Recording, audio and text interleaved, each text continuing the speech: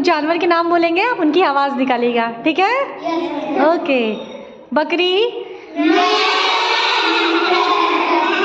अच्छा, कबूतर, कुत्ता, मेंढक,